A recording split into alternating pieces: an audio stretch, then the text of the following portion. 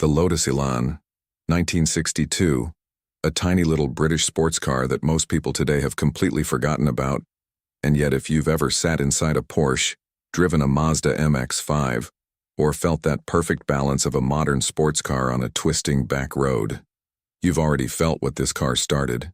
You just didn't know it, and that's exactly why we need to talk about it today. So let's go back, way back, to the early 1960s in England. The world was changing fast.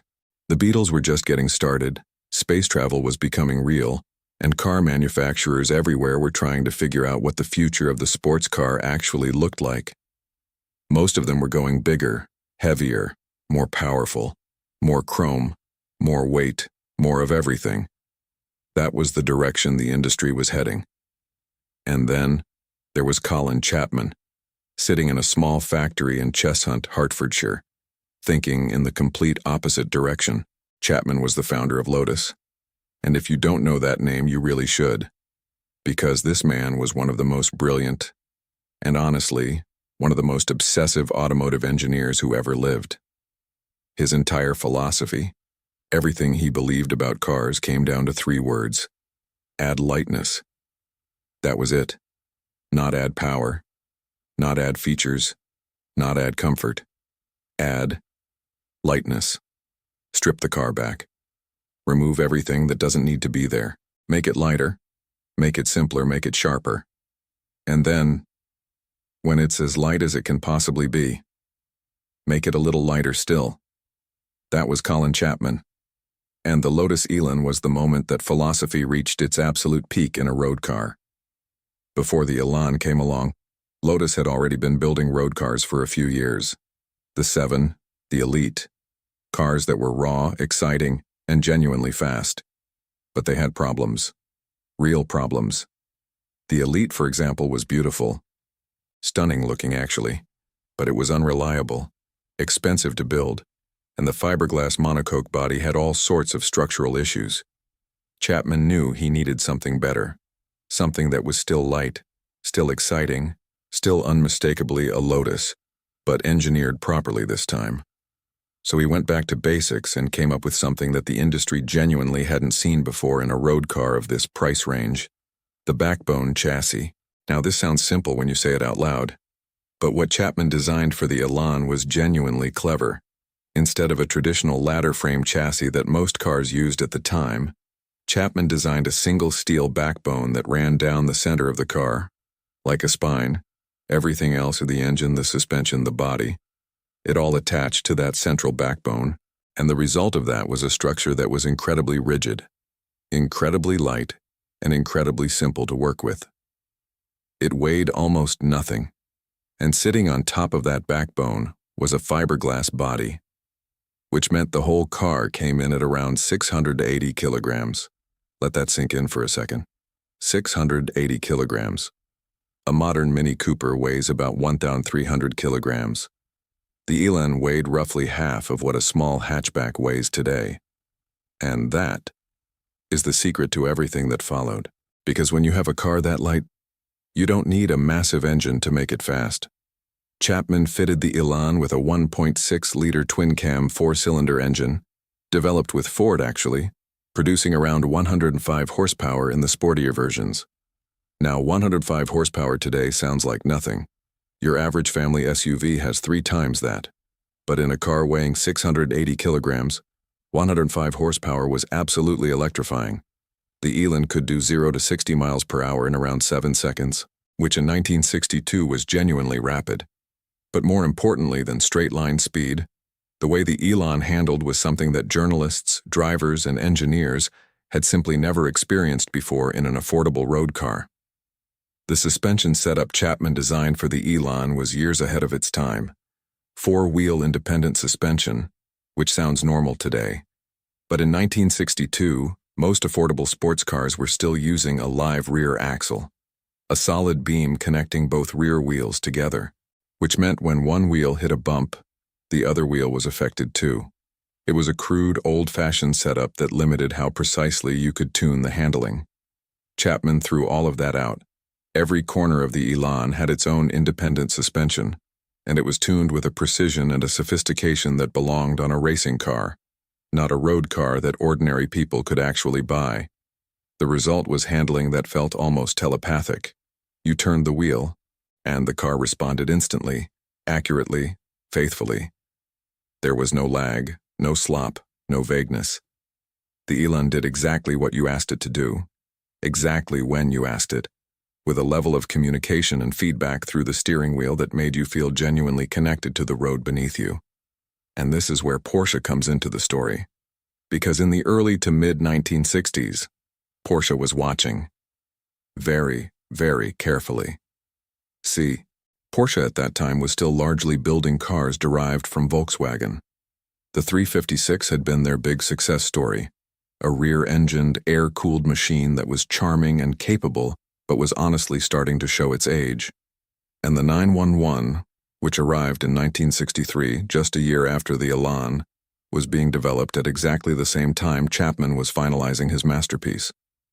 The engineers at Porsche were deeply aware of what Lotus was doing with lightweight construction and sophisticated suspension geometry, and the lessons they took from watching the Elan, from studying how Chapman achieved that extraordinary handling balance through weight reduction and independent suspension, fed directly into how they approached the development and continued refinement of the 911 through the 1960s and beyond.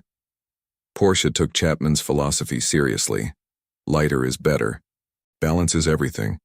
The driver should feel connected to the car. You can trace a direct philosophical line from the Elan's DNA into the Porsche engineering culture that built the cars we love today. But it wasn't just Porsche that was paying attention.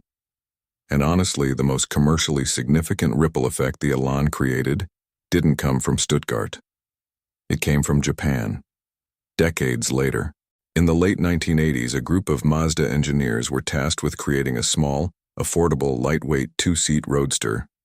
Something fun, something pure, something that captured the spirit of the great British sports cars of the 1960s, without the British sports car habit of leaking oil and breaking down every third Tuesday. And those Mazda engineers, they went back and studied the Lotus Elan intensely. They measured it, drove it, analyzed every dimension and every design decision Chapman had made. The Mazda MX-5, which arrived in 1989 and went on to become the best-selling two-seat sports car in history, was in many ways a modern reinterpretation of the Elan. Same philosophy, lightweight, rear-wheel drive, perfect balance, simple, honest, connected. Mazda's engineers were so open about this influence that it was almost an official acknowledgement. The MX-5 was the Elan, rebuilt for a new generation, with Japanese reliability. And because the MX-5 sold in the millions, the Elan's philosophy spread to every corner of the world. Now let's talk about what it was actually like to drive one of these things. Because the numbers and the history are one thing, but the experience of the Elan is something else entirely. People who drove them in period, and the lucky ones who still drive them today, describe it in remarkably consistent terms. Alive. That's the word that comes up again and again. The Elan felt alive in a way that almost no other car of its era did. You didn't just sit in it and steer it from point A to point B. You wore it. It wrapped around you. The driving position was low, intimate, close to the road. The steering was direct and full of feel. The throttle response was sharp. Every input you made had an immediate, honest response from the car. There was no insulation, no isolation, no filtering of the experience. It was raw in the best possible sense of the word. Not raw in a punishing or aggressive way, but raw in the sense that every sensation of driving, the road surface, the lateral forces in corners, the weight of the engine braking, all of it came through to you clearly and completely. You always knew exactly what the car was doing. And that feeling, that sense of being truly connected to a machine that is giving you honest, real-time feedback, is what every great sports car since has been chasing. The interior of the Elan was, well, let's be fair about this. It was pretty Spartan. This was not a luxury car. There was no air conditioning, obviously. No power anything. The dashboard was simple, almost basic. Wind-up windows arrived eventually in later versions, which was actually considered quite a step up. The hood, the soft top, was a fairly simple affair, and like most British sports cars of the era, it had let's call it a complicated relationship with weather sealing. When it rained in England, and it rained in England a lot, the Elan's occupants were sometimes made aware of this fact in quite direct ways. But nobody who drove an Elan seemed to mind very much, because the moment you were back on a dry road with the top down, none of that mattered. The experience was worth every minor inconvenience. The car went through several evolutions during its production run, which stretched from 1962 through to 1973, with a brief revival attempted in the early 1990s that we'll get to in a moment. The original Series 1 Elan from 1962 was the pure, raw version. Then came the Series 2 in 1964 with some refinements, the Series 3 in 1965, which added a fixed-head coupe version alongside the Roadster for the first time, and the Series 4, which arrived in 1968, and brought with it slightly softer, more civilized touches without losing the essential character. The Plus 2 version, which came out in 1967, was a longer, wider version with tiny rear seats. Designed for people who loved the Elan but needed to occasionally fit a couple of small children in the back. It's slightly less celebrated than the original two-seater, but it was actually a brilliant piece of engineering in its own right, and arguably even more refined to drive than the standard car. And then in 1973, production ended. Lotus was struggling financially, the company was in trouble, and the Elan quietly faded out of production. The world moved on, but it never really forgot. Here's something that people often overlook when they talk about the Elan: its influence on how the entire industry thought about the relationship between weight and performance. Before the Elan, the accepted wisdom in the car industry was fairly straightforward. You want more performance, you fit a bigger engine. You want better handling, you add more suspension hardware, bigger brakes, wider tires. You want a safer, more solid-feeling car. You build it heavier and stiffer with more metal. Chapman's genius was proving that you could achieve better performance, better handling, better driving feel, and better efficiency all at once, simply by making the car lighter, by removing mass from the equation entirely. And once the industry saw this proven convincingly on a car that real people were buying and driving every day, it changed how engineers everywhere thought about the problem. The best sports cars built after the Elan, from Porsche to Ferrari to Honda to Lotus themselves, all reflected this understanding. Light is fast, light is agile, light is alive. The engine that powered the Elan deserves its own moment here because it's genuinely interesting. The twin-cam unit was developed jointly between Lotus and Ford, using Ford's Kent block as the foundation, and Chapman's team building a sophisticated twin-cam cylinder head on top of it. The result was an engine that was punchy, rev-happy, and full of character. It loved to be worked hard.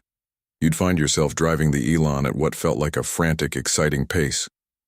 And then you'd look down and realize you were doing speeds that felt 3 times faster than they actually were. That's the nature of a very light car on a good road. The sensations are magnified. The experience is amplified. Everything feels more vivid and intense than the numbers would suggest. The Elan at full chat on a tight country road was genuinely exhilarating in a way that a much more powerful but much heavier car simply couldn't match. There were problems, of course, because this is Lotus we're talking about, and Chapman's absolute focus on lightness and performance sometimes came at the expense of longevity and reliability. The fiberglass body was prone to cracking if the car was jacked up incorrectly, because people would sometimes jack it from the body rather than the chassis and split the fiberglass around the jacking points. The electrical systems, as was traditional for British cars of this era, had their moments, and the backbone chassis, for all its brilliance, had a well-documented tendency to rust, particularly around the outriggers that connected the suspension pickup points to the main backbone. Owners who looked after their Elans properly were rewarded with cars that remained a joy to drive for decades. Owners who neglected them, well, they learned lessons about fiberglass repair and chassis welding that they probably hadn't anticipated. But here's the thing about the Elan's legacy that really matters.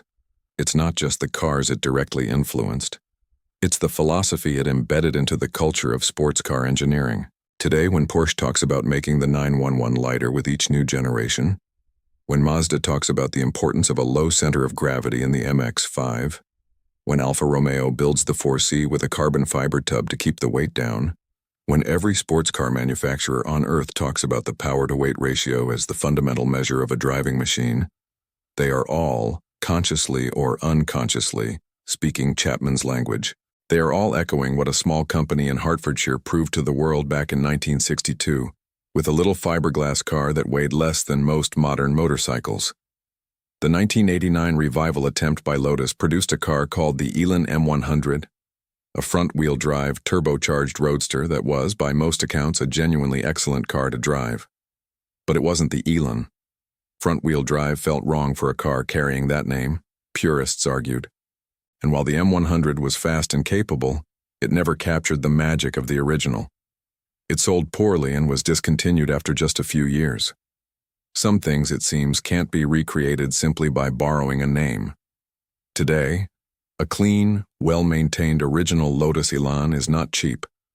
Good examples of the Series 3 and Series 4 cars regularly change hands for $60,000, $70,000, $80,000, and the very best, most original low-mileage examples command even more. They are recognized now as the historically significant machines they always were. And the people who own and drive them today, enthusiasts who often own much faster, much more modern sports cars alongside them, almost universally describe the Elan as the most purely enjoyable driving experience in their garage. Not the fastest, not the most comfortable, not the most impressive to look at from the outside, but the most enjoyable, the most connected, the most alive. And isn't that, ultimately, the only thing a sports car really needs to be?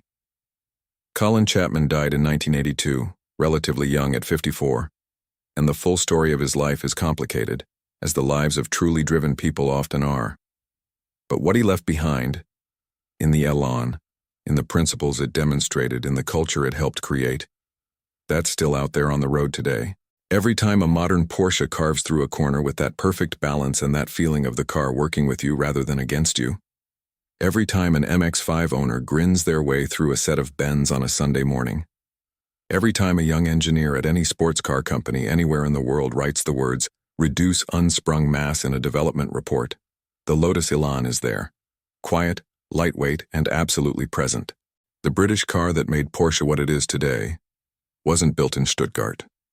It wasn't built with German engineering precision or Japanese manufacturing efficiency.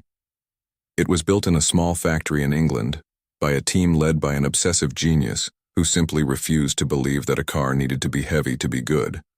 And he was right. He was so completely, fundamentally right, that 60 years later, the whole world is still driving cars built on his idea. That is the Lotus Elan.